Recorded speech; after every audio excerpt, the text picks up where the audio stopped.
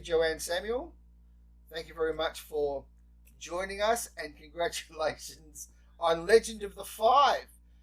Well, That thank you. anybody, It's that lovely to be here. yeah, that anybody can actually make a feature film in this country, I think deserves automatic congratulations.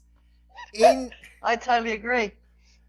in your case, you have debuted with a pretty high concept family film. This is intended, I understand, for your young teen audience. Can you just first tell me? Let's just start off. If I can just get you to just briefly describe the film, the story of the film. Right. Well, it's an age-old tale of an age-old um, sorceress who's quite mad, wanting to destroy the world, and it being saved by five children who, in the beginning, don't know one another, but all end up to be really good mates at the end, and of course, achieve an incredible feat. Why did you choose such a high concept film for your debut? Given that you run an acting school and you have so much contact with young actors, Yeah. I guess doing a drama or doing a comedy might have been less taxing, but you've jumped in. Your entry level film is a very ambitious film. Can you tell Yeah. me why you didn't go the, I guess, the easier route? Why you opted for this as your first film? Sure. We did it to meet a market, actually, to go to market and to attain an audience. Um, Jesse Ahern, the producer, he did a lot of market research.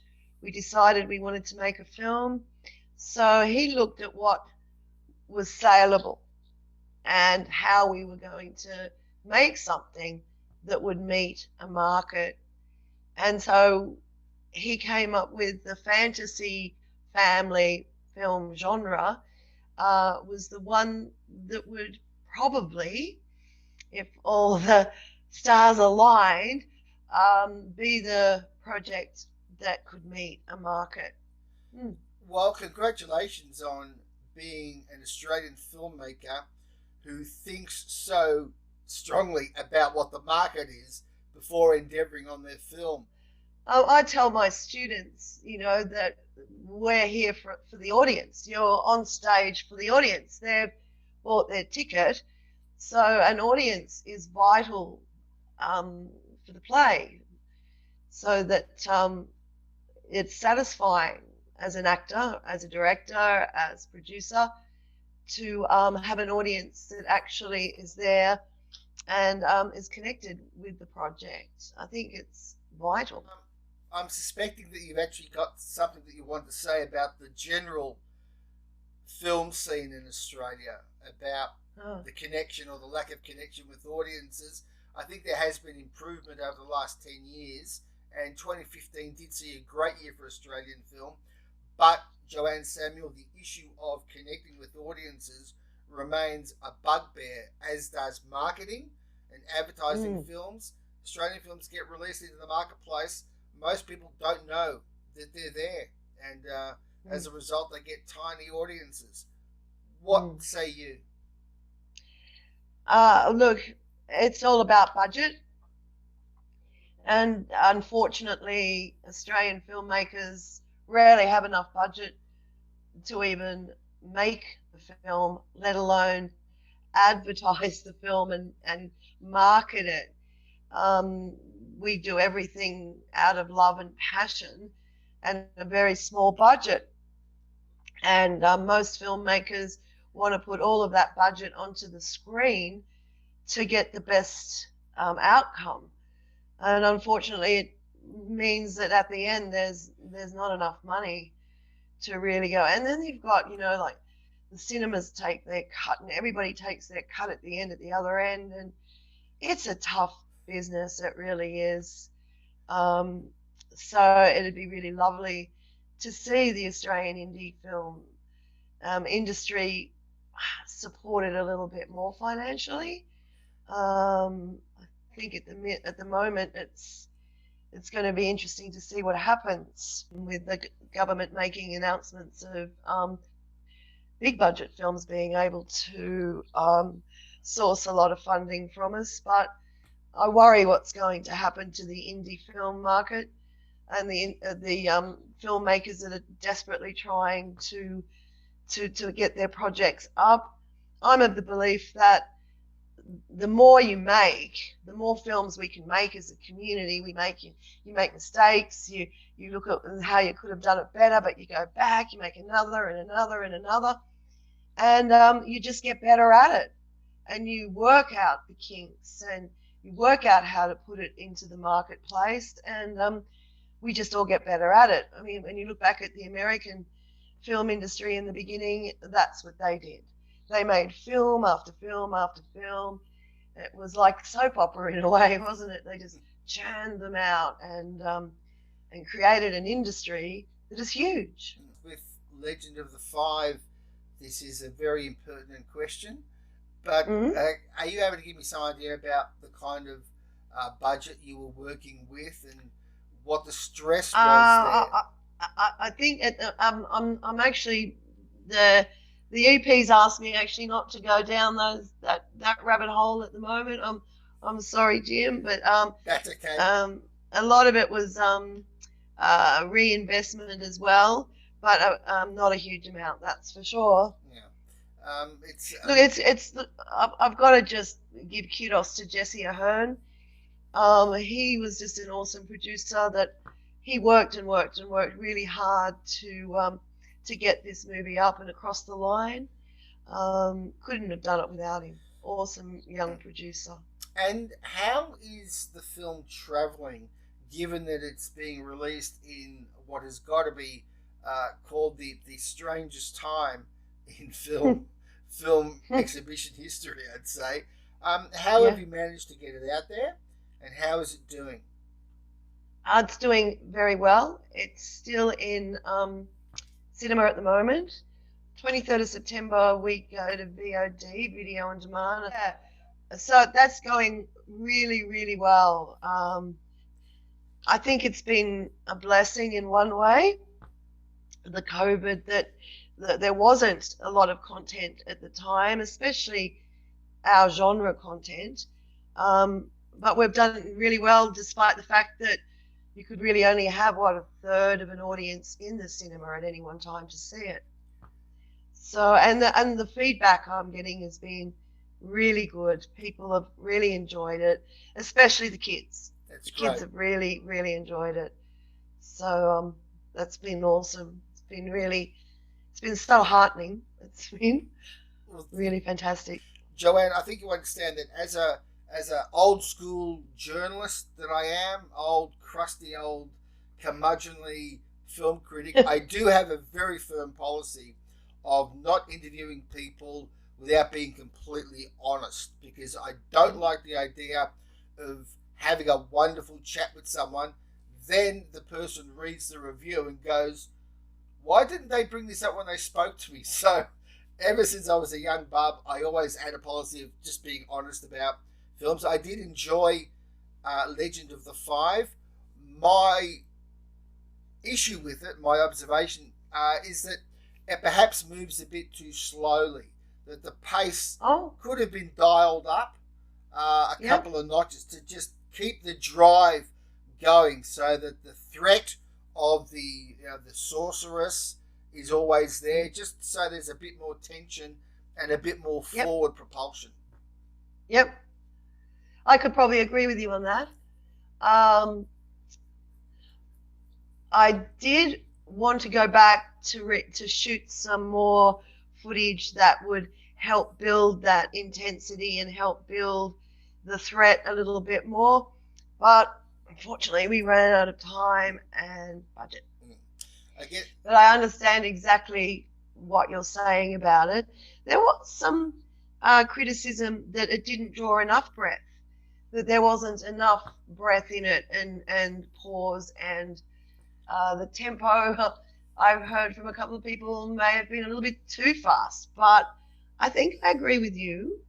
And it was one of the things that if we had more money, I would have definitely gone back to and I know exactly how I would have done it, but too late, all gone, money all gone. You live and you learn. Absolutely. That's for sure. That's for sure. Now, Joanne, you have so much experience, both as a teacher of actors and, of course, on screen. Apart from the films that you've done so much television. Yes. What are they? Skyways, Matlock Police. Yep. Homicide. I go back to black and white telly. Yes, I know that. So can I just ask you, at this chapter of your career, jumping into film direction, what are you wanting to achieve with the film as an actress? What does this mark as the evolution of your career? I just hope it starts a whole other facet, a whole other area for me to work in an industry I love dearly. As an actress, you find that, and a woman, the roles as an actress get a little bit, not so much there for age. Once again, I think once you get about 40, they start to dry up, and people, stop writing stories about older women, and it becomes more and more difficult to actually get good roles. They're few and far between. Now, I think it's necessary to actually create your own work and to create the direction that you want to go in. And I guess directing was, I direct theatre, especially with the youth theatre, and I do love that so much. And I just thought, well, this is a step that I would like to try to take to just give me another string to my bow, and also to hopefully create more work for myself, because I just love the industry. Over the years, I've thought of maybe I should get out of this and try something else, but I just love it. So you just got to work harder, I guess, and push forward to create my own work. And directing is hard. It's very hard, but so enjoyable. And I do love it. And I just do love working with actors. Okay, just before we take a step back in time, can you just tell me a bit about this wonderful youth theatre, the Three Sisters Youth Theatre that you started? Yeah, well, I've been teaching kids for a long time, but because my eldest is 44, and you go to school and they ask you to help with the play at school or help with their end of year presentation or whatever. And so I just saw a great need for creative kids to have an outlet. It's okay if they want to play cricket or soccer or footy, tennis, swim, but if you want to actually, if you're a creative kid and you want to actually to work at that, there's very few outlets, especially in regional New South Wales where I am. I'm up in the Blue Mountains, and it's just tough for them to find those outlets. So it just took on its own life, really. And I wanted to do it so that the kids had the ability to work as professionally as possible. So create a set, have visual artists come in and create the backgrounds, have wardrobe, have makeup, sound, lights, and do it as professionally as possible. So it's just gone from strength to strength, apart from COVID when we had to stop everything. But the kids love it, and they're so good. I have students now that are at NIDA, AFTRS, UTS, that have been with me since they were little, and they're so keen to work hard and to further the craft. So, it's just taken on this life of its own. What and year did you start? I just love the kids. I love the kids. What year did you start the theatre? 2014, I officially started it. But I've been doing it ever since. I moved up here to the mountains, I moved to the mountains in 1984. So it's been, from that time, I've done things in the community with kids like Blackheath rhododendron festivals and different things that the community has put on. And then, of course, people found out. So the kids, they call, they ask for help with auditions or entries into performing arts schools or anything like that. So I just think it's been part of this community for as long as I have been, that, it's just built and built. Now, Joanne, if we can, just take a step back past Mad Max and go back to your formative years. Class of 74 period. Can you just tell us, just firstly, it's a dodgy decision for any young woman to go into acting. I think that's very fair to say. But back in the early 1970s, can you just tell us, for you, what the experience was like just getting into acting? How did you get into acting? What was the reason for it? Well, I started when I was about 5, because my mum and dad used to love to sing, and they used to do musical theatre, and I used to go along and watch. So I told my mum that this is what I wanted to do. I made the decision that I definitely wanted to do this. So I used to do lots of musical theatre as the kids, like South Pacific, play the kids in, don't know if you know that musical, Rodgers and Hammerstein. Of course. Yeah. So I played the little girl in that, sang the Dites-moi song, and then I did Oklahoma, Annie Get Your Gun, Oliver. I did all those musicals until I asked Mum if she could get me an agent. Then I studied dance, singing, music, and did the Fancy Nancy commercials for Fanta with John Farnham. I was a young pre-adolescent at the time, going out and doing all those shows and giving away cans of Fanta. And then I went to work at a casting agent called M&L Casting that was in the Cross. I left school. I went to a Catholic girls' school until year 10, and they didn't have a year 11 and 12. So I went off to another school, and when I got there, I just thought, I can't do this. So I went and got myself a job at M&L Casting in the Cross. And one of my jobs there was to check. They weren't faxes. They used to come through like ticket tape things, like, they'd come through on the telex. Big roll. Telex. And I'd have to check those because people would ring in, and like Crawfords would call up and say they needed this part, this part, this part. And then, of course, Mulliners would go about, M&L would go about casting the actors for the roles for different production companies. And one day one came through for a young girl that needed to have long hair. I had long hair, being a good hippie at the time. And I got the role in a Matlock Police. And that was my first Crawfords job. In those days, they would fly you down from Sydney. Don't do that anymore.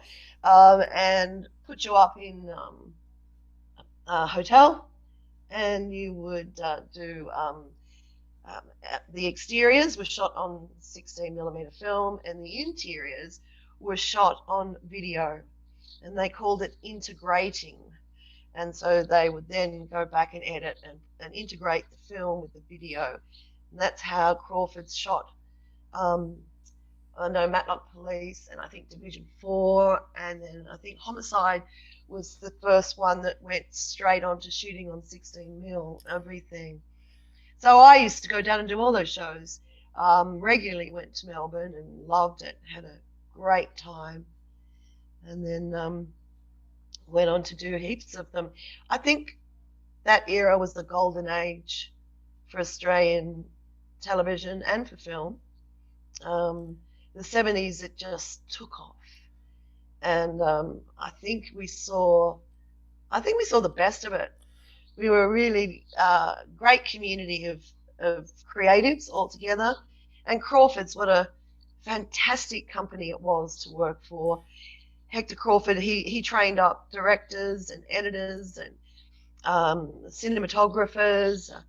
He was it was like a family working for Crawford Productions. It was fantastic. It was a fantastic time. I was meaning to ask you about what the atmosphere was like at that time, because today there is a lot of talk, of course, about the importance of Australian voices and Australian storytelling and so on, and this is kind of now very deeply embedded into any discussion about television or cinema culture in Australia. Back in the 1970s, though, that was almost pre-Renaissance, and certainly in terms of film. But as you say, the television industry was quite booming. Joanne Samuel, you were there. Can you speak to the feeling, the atmosphere regarding these shows are being shot in Australia, in Australian streets, Australian accents, telling Australian stories? Can you speak to that a little bit? Oh, look, it was so exciting. I remember I'd walk into the studio of a morning and I felt so blessed to be there. It was amazing feeling. Everybody was just so close, so collaborative, and I still have those friends to this day, people that I worked with back then. They're still my friends. We still connect. It was just so fantastic. And of course, you had magazines like TV Week, TV Times. You know, they were celebrating Australians and Australian performers. And it was so exciting, so exhilarating to be part of it. I feel as if I've been totally blessed and privileged to have been around in those days, in those times. It was really, really heady. It was really good, really good. Now, must ask you, for the record, about Class of 74. Yeah. There may very well be a generation, Joanne Samuel, who remember you chiefly as Max's wife in the first Mad Max film. There is, I dare suggest to you, another generation who, when they saw Mad Max for the first time and saw you on screen for the first time, immediately said, "That's the girl from Class of 74." Because that was a wonderful show, especially if you were a young teen going through school. It was very easy to relate to. I do recall the stories were very strong, the characters were very strong. Joanne, can you tell me a bit about how you got that job, what you thought of that show, and what that show did for you? Oh, look. Well, I had an agent at the time and auditioned for that show, and I remember being shortlisted and then finally accepted. And then I think even after the pilot, they cut a few characters and went off in a direction. And luckily, I was one that got to stay in that show. Look, it was on every afternoon at 6 o'clock. I think most of the country watched it because there wasn't that much else on in that time slot. And people have told me that they would race home, especially to watch Class of 74. I remember at the time at Grundy's, it was we were running. It was their first drama. I think it was their first drama, and we were running so far behind time delivering each episode to the station that we were told that we couldn't have a second and a third take. that if we mucked up the lines, that we would just have to move on and keep on going because, hey, in real life, people muck up their lines. Wow. I know. And that was really scary because we were really close to airing what we were shooting. And I think, after we did get better and better at it. But to begin with, it was, it was Grundy's first drama, and they were just, working out the kinks as much as anybody else at the time. So, but it was a pretty special show. I made dear friends on that who I still am friends with. But of course, we lost the beautiful Megan Williams. She's been gone 20 years now. So, yeah. It's a remarkable characterization of the production, the early production of the show, where you're saying that time pressure and production pressure was such that it was basically one take and then move on. Again, we appreciate the pressure that today's soap operas have to work at, producing over 100 minutes of airable drama every week. Back then, though, you were, Joanne Samuel, you were at the coalface of this. Yeah, that's right. I think today it's still really, I don't think people have enough time to do too many takes these days either. I think if you move forward a bit to the 80s, it was there was a little bit more money around in those days, and I think now even it's still quick. You're still going quickly, especially Tally. Now, I'm sure you remember the character you played. She was quite a Sue Taylor. Yeah, she was quite a tearaway. She was a very intelligent girl. Yes, she was smart. Yeah, and also a troublemaker. Of course, that's the drama gem.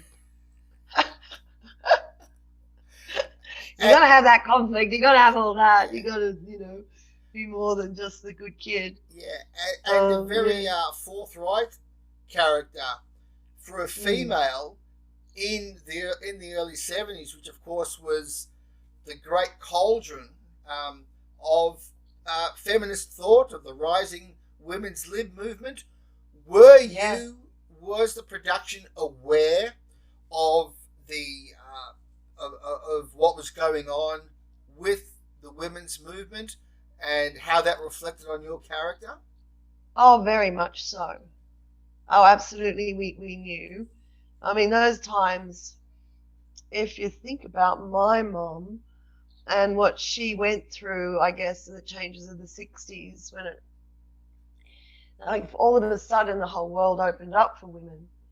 I mean, my mum, thought that the best thing she could do, whether it still is to, she was a mum, stayed at home, made the casseroles and the soups and the cakes and everything, and then, and all of a sudden we had this revolution. I think it was amazing for women in those days. It was a real coming out. I'm very keen to know how you were treated. You're saying that the character was very much a reflection of what was going on around you. As a young actress, how did you find the treatment in the production of Class of 74? The treatment of the scripts? Of you as an actress. Oh, as me as an actor? Oh, we just worked hard. And we loved every minute of it. It was a great time. I mean, the studio space and the production levels weren't that high, but we worked hard and loved every minute of it. We really did. It was a great time, and we were treated really well, apart from if you were to go back up to the Young Doctors maybe, and that was Kerry Packer at the time in the cricket. Yeah. It was all happening, and all that was happening with the cricket. If they needed a camera for the cricket, they would come and take one of ours. because the cricket was, of course, more important. And then you'd watch the directors madly scurrying, trying to reblock their scripts with 2 cameras instead of 3. So we were down the pecking order a bit as far as what was important and what was the priority for Channel 9. And Class of 74... That was with the Young Doctors, yeah. And so Class of 74, I would imagine, was like a launching pad for you in terms of your ability to sustain a recurring character in a show, and that led to other work. Was that the case? Yeah, for sure. Those were the days where I went from one job to another to another. Okay. That was just fantastic. Yes, I know that you've been interviewed ad nauseum about Max, and inevitably I might ask you a couple of questions that you've been asked before, but I wanted to start off with this observation, Joanne, that the 70s was the time, we saw a great rise in the strength of female characters on film, in cinema. Well, it needed to. Yeah. Now, Joanne Samuel, are you aware of the honoured place in the pantheon of strong female characters that you occupy in that realm? When Toe Cutter is licking your ice cream, and you, let us say, let him have it with your knee, look, for me, Joanne Samuel, I'll be totally honest, it's Kimberly Wells from China Syndrome, and you stand at the peak. Oh, you're gorgeous. You stand at the peak of women who pushed back, who said, I'm not going to take this from you. I know that your character didn't have a happy ending in Mad Max, but you were not being pushed around. You said to this, you showed this guy, you're not treating me like that, and here's my message to you, knee. It was, it still stands as a beautiful moment in what I regard as feminist cinema. So what do you think? I love that. So what do you think of that? I think that's fantastic. I really love it. I was in a Q&A with the guys. Of course, when we go anywhere to chat about it, it's always me and all the guys. And someone from the audience said to me, what's it like to be like an Australian Bond girl? And I went, oh no, I hate Bond movies. I hate the way that what the women are portrayed in those movies. I know it's a little bit tongue-in-cheek, but I just can't bear them. And to think that someone would think that of me I was just horrified. So I love the idea that is who Jessie Rockatansky was. She was a feminist. She was a strong woman. But she was also capable of being a mum and a great support and wife, and she would have been on her own a lot, I'm sure, and would have, this is my backstory anyway, and she would have been, she was strong, for sure, she was strong, and so your interpretation of that is right, is what I hope for within that character. Definitely not a James Bond girl. No, that's okay. And may I also say that rather than that portrayal being locked in history, I would point any woman of the metoo era to that scene where you let Toe Cutter have it. If they ever have any issue with any man overstepping the line, thinking he can get away with something, what would Jessie do in this situation? What would Jessie Rockatansky do in this situation? Exactly right. So I will say that performance travels in time and is probably more topical and more relevant now than back in 1979. You know, it's amazing. There's a whole other generation that are watching it. You know, because you sit at, Supernova or different things I've been doing because it's been 40 years. And there's kids that come up, like 12-year-olds, and want your autograph. So it amazes me, the longevity.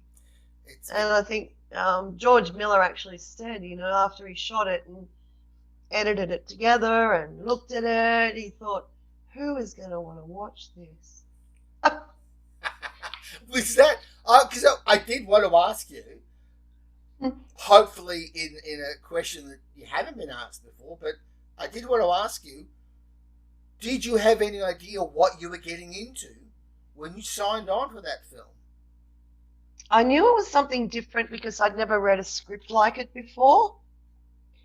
It was a very visual script, quite amazing, and so I knew it was going to be something different. But I didn't get the role at first. I didn't get the role because I had done too much television and my face was too well known, and George wanted to go for a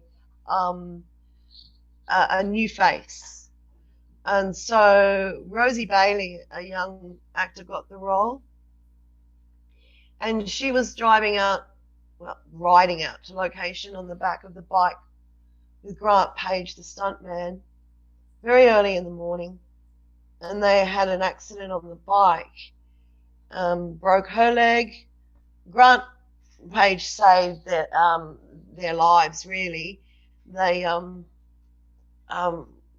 she was very lucky to have him on board. He just laid the bike down and slid it underneath the semi-trailer. And so then I got the role. So I was shunted down to Melbourne very quickly. Well, Alan Coleman, I was doing The Young Doctors at the time, and Alan Coleman, the producer, called me into his office and told me that he was going to write me out of the show. I went, wow, no, what have I done? What have I done? And he laughed and he said, no, you've got the role in Mad Max and I'm going to let you go to do it. He was an awesome man, Alan Coleman. So I arrived in Melbourne, went straight to the hairdressers in Toorak, and sitting there getting my hair cut, the first thing I hear is this amazing noise of bikes coming down Toorak Road. And these bikers, that was Hugh, I think Paul Johnson, Tim Burns, all in their garb, came into the salon and picked up my hair off the floor and said, we're gonna get you bronze. And that was my introduction, my first day on the job down there in Melbourne. So it was an extraordinary, I mean, it's a horrible circumstance that put you into the film role. Was that the first film that you'd ever been involved with? Had you been receiving any offers for film before then? No, that was the first film that I'd done. After that, I did a few telefeatures, and I've done another feature film as an actor that I actually did just before I shot The Five. But no, Mad Max was the first feature. And yeah. How did you react when you first saw it? It's a bit numbing seeing yourself as big as a car on screen, like this huge person on the screen. It's the first time I see it, I think I was a bit shell shocked, but amazed at what we'd produced. I mean, we broke records doing that movie. I think we recorded the highest decibel of sound, and Grant does the separation from the bike when he was doubling for the goose.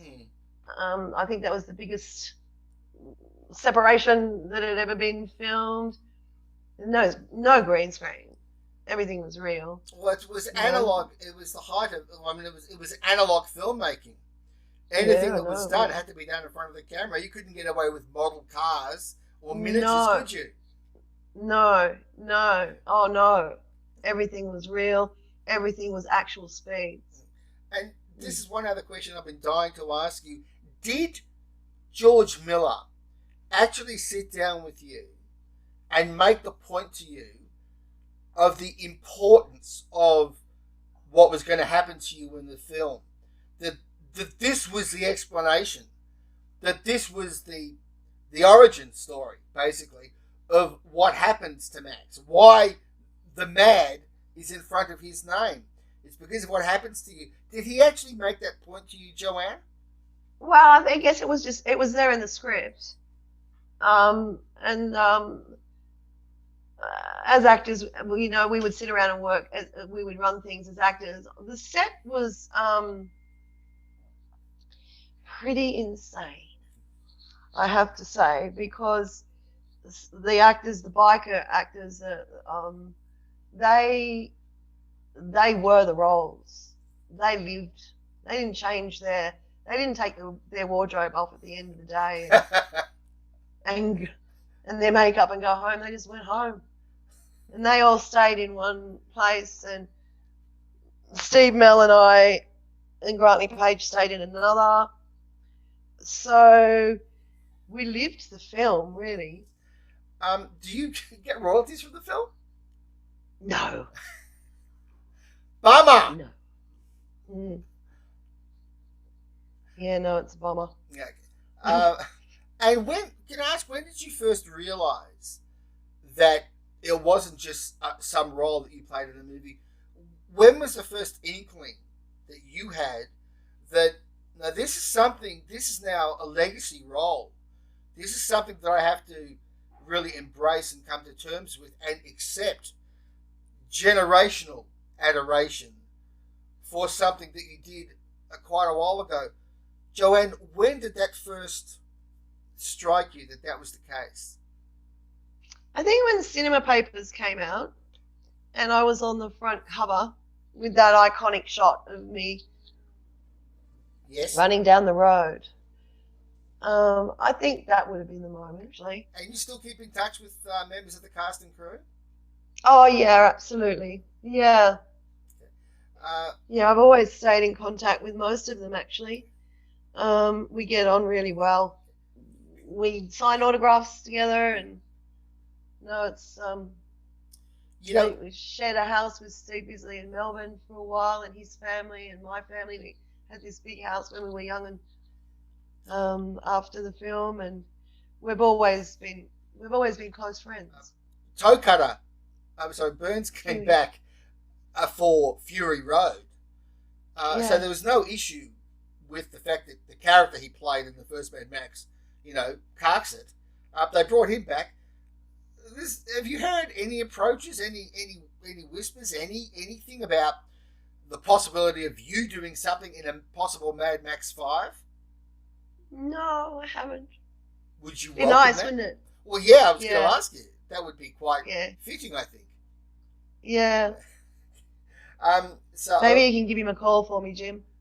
Well, we'll just raise it here in this interview, and I will index the interview. But I think it would be quite fitting, and a great, elderly matriarch. We had Tina Turner in Thunderdome, so if there is going to be a Mad Max 5, and we don't know about that because things are always very sketchy in the film world, and I don't know if Fury Road quite made the amount of money that they were hoping, but should there be a Mad Max 5, the idea, the concept of having you in a major role in that film, I think is absolutely delicious and is great fan service. I think fans would absolutely love it.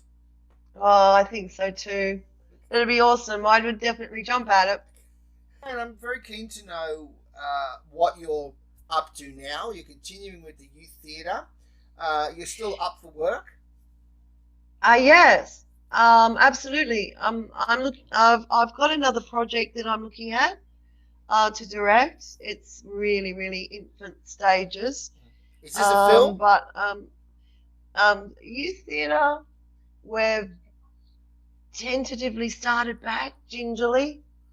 We're not as not as many, classes are smaller, and we don't know because our um, education process is that we put the kids in front of an audience. So I don't know if we'll be able to perform this year at all.